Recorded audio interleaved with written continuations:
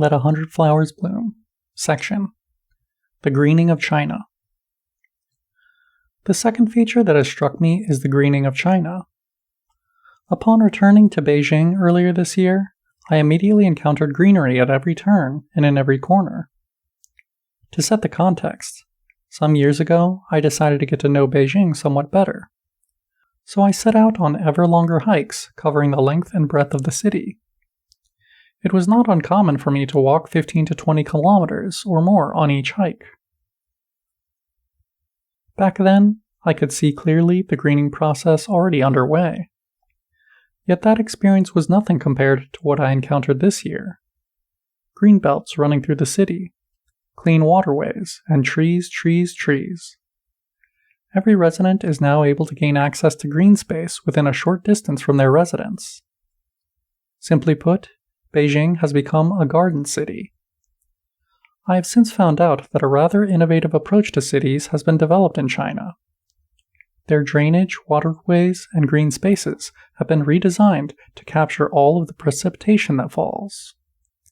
This water sink approach has many purposes. For cities along major rivers, it means the cities can move water into their systems so as to assist with flood mitigation. For dry cities like Beijing, it means seeking to fill the water table under the city to capacity, so as to assist the flourishing greenery even more. Beijing's sky is blue almost every day except when it is raining. True, a very occasional smoggy day might still happen, but these are few and far between, and nothing like what it was before.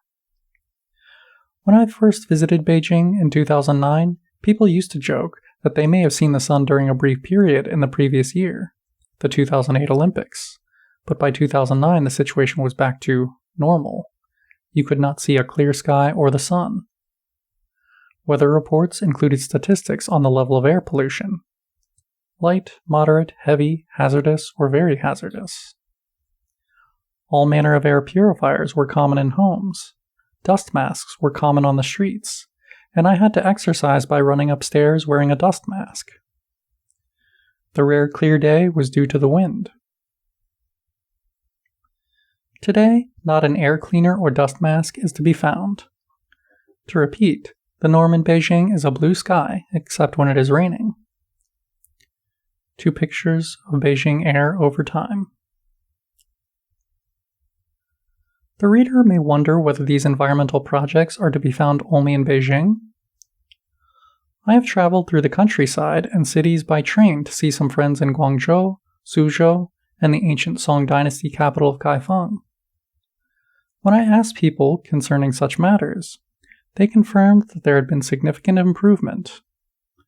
I have also been on a week-long research field trip to Xizang, also known as Tibet, and found that afforestation projects are to be found all over the region. For example, the mountains surrounding Lhasa, which rise to over 4,000 meters above sea level, are well on the way to being forested with trees that flourish in such conditions. These mountains have always been bare of trees. Now they are being forested.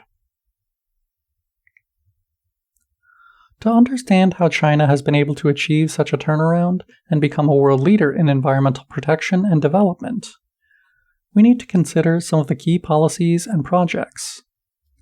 For example, the phrase, "lucid waters and lush mountains are invaluable assets," "lu sui qingshan ju shi jinshan yinshan," has come up to sum up the whole range of environmental projects across China.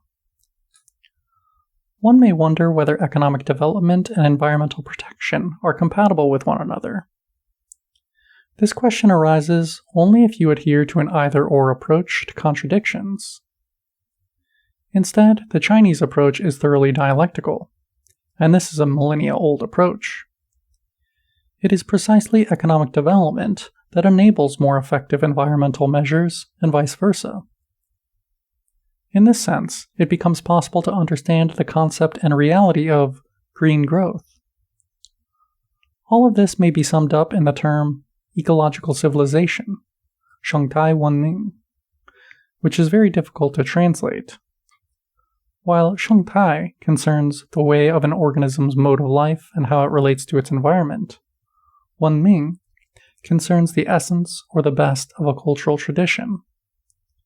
Together, the two words mean that civilization is not simply a human endeavor, but is rather a comprehensive, holistic, and environmental endeavor.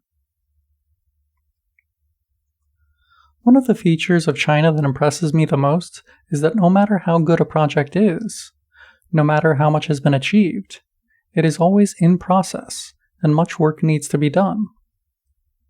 For example, in the General Secretary's report to the CPC's 20th National Congress in October of 2022, it was noted that significant achievements had been made in the last 5 years in ensuring, quote, stronger ecological conservation and environmental protection across the board, in all regions and at all times.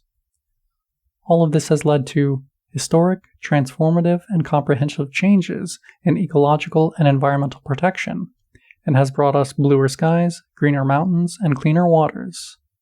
End quote. However, a much longer section later in the report outlines how much still needs to be done after achieving zero emissions. This is nothing less than a project of environmental restoration in the framework of ecological civilization. End of section.